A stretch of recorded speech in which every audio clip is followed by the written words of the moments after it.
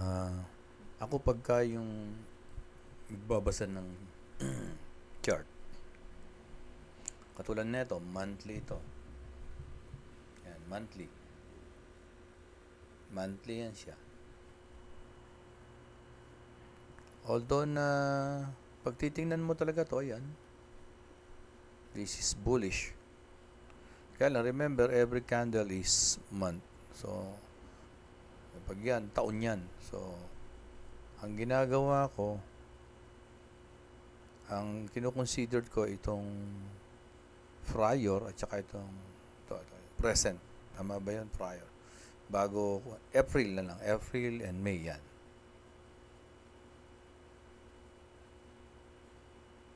So, interpret muna natin itong May. Total, tapos na siya, no? So, sa candlestick psychology, kita ka agad yan, ano? Yan ay isang indecision. Ibig sabihin, after nitong momentum na to, for how many months, biglang nagkaroon ng doji or iba, evening star. Ito kasi, tatlong tawag ko lang sa candlestick. Strength, uh, change direction, at saka ito, weak, or indecision. Sorry. Indecision. Simply because, ayun nga, may buntot. May buntot sa baba, may buntot sa taas. So ito, small body. But this April is also considered sa akin na indecision dahil nga buy, nireject ng seller. So nagkaroon ng weak. And at the same time, meron din dito sa baba. Sell, nireject ng buyer. Kaya nagkaroon ng weak. Although na yung body niya is malaki. So, anong tawag natin dito, di ba? Hindi naman siya hindi naman siya hammer, di ba? So, since may upper at lower week, para sa akin ito ay indecision na rin. Ngayon, after ng April, nagkaroon ng May. So, mas naging... So, ibig sabihin, last April pa lang nagkakaroon na ng indecision yung market. And then now, mas maliwanag ito. Coming from a long-term momentum ng bullish at lumalabas ito, and then another confirmation, tama yung sabi kanina, no? Na it could be the beginning. Bakit beginning? Kasi nga, indecision. So, ibig sabihin, wala pang confirmed direction. Yan. Doon tayo mag-umpisa. Wala pang confirmed direction yung market since yun ang nire-represent netong candle na to at napakalakas niyan dahil siya ay monthly. Yan. So, let us try to interpret anong naging movement ng market sa loob ng May. I-interpret natin yan. Paano gagawin natin? Hanapin natin yung high. Ito yung high. Diba? Hanapin natin yung high. Hanapin natin low. Ayun. Hanapin natin yung open. Ibig sabihin, nung May 1, hanapin natin yung close nung May 31. So, halos parehas, di ba? Kaya lang, nasa monthly siya. What if bumaba tayo from monthly to lower time frame? Yung tinatawag na top-down analysis. Ayan. Kanina kami meeting namin, talagang hanggat maaari, ipagpabaya na nga daw kay coach ang pagte-technical. Kaya sabi ko nga sa inyo, this is for your eyes only. Yan. So, medyo busy kasi si coach. Kaya ang ginawa ko, because I'm almost 8 years na sa niisip ko, mas maganda i-advance ko yung mga team ko. At naging, ayun naman, na-i-advance ko naman talaga sila. Sila yung mga nagte-trading ng demo. But next week, magde-demo na sila ng live. They need to go to live. Kasi wala naman talagang trail ng demo. Okay, let us continue, no? Paano natin i-breakdown ito? Kuha kayo ng horizontal. Ayan, horizontal. Ayan. Ilagay nyo doon sa high. Excuse. Another horizontal. Lagay nyo naman sa low. Tapos, Ah, mapapansin nyo, meron parang square na sa gilid. I-select nyo yung right click, properties of monthly, click nyo yan. Ayan. So, draw object as background para hindi matakpan yung candlestick natin. And then, baguhin nyo yung line. Ayan, baguhin nyo yung line ng broken. Ayan, broken. Ayan. Ito. So, yun. Ganon din yung nasa baba. Properties, draw object as background, nasa harap yung candles, then change the, yan. So, hanapin naman, kuha ulit tayo ng horizontal. Again, horizontal, lagay natin doon sa open. Kuha ulit tayo ng horizontal, lagay natin sa close.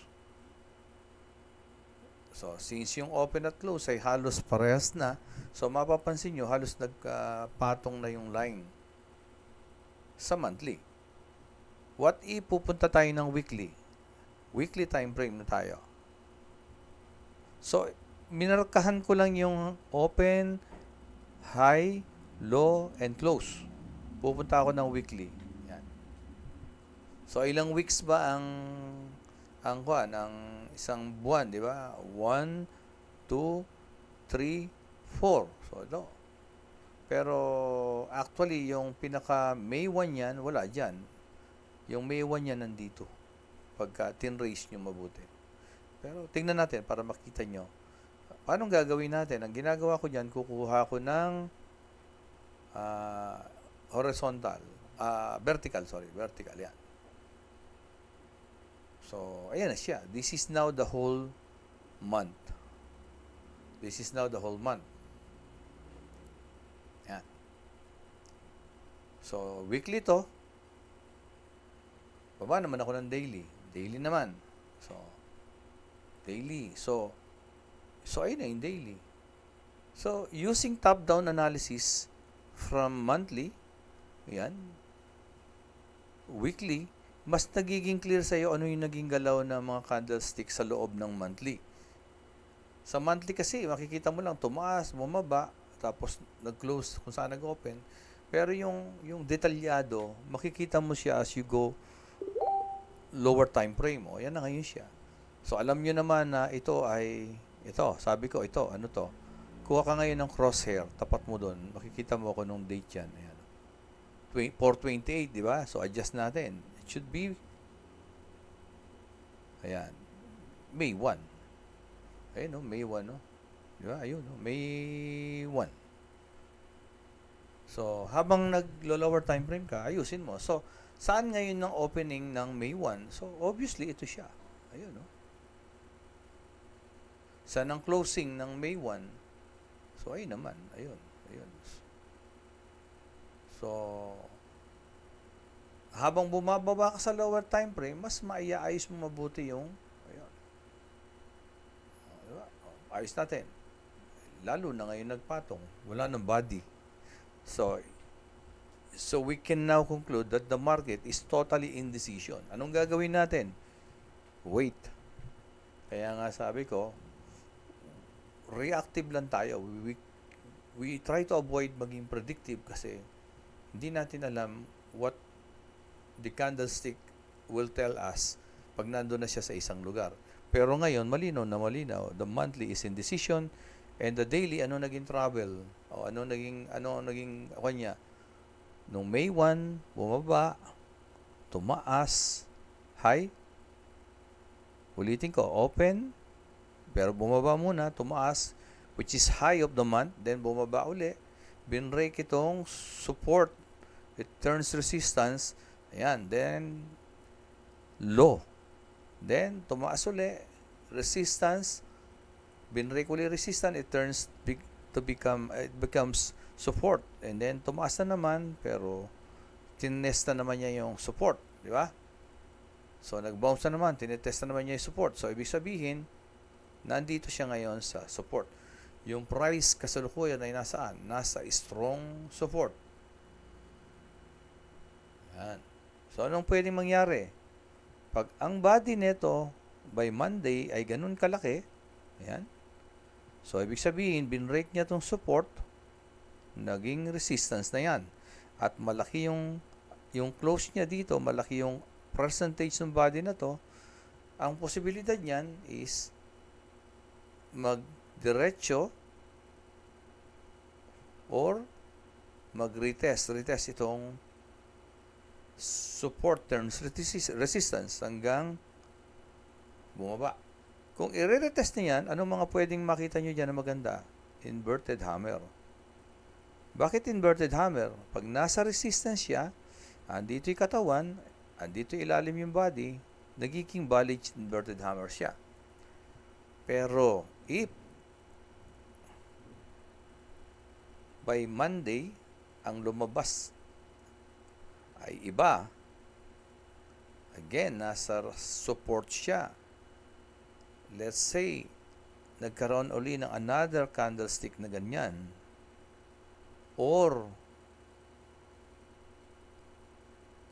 ganyan, bumaba pero nag-open, bumaba, tumaas, nag-close dito, tapos may maliit na wick or totally wala, hintayin natin mag-retest dito, katawan, hammer. Bakit naging hammer?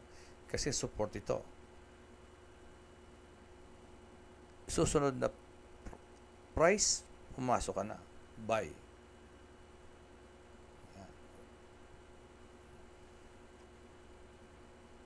Ulitin natin. Dalawang pwede mangyari by Monday.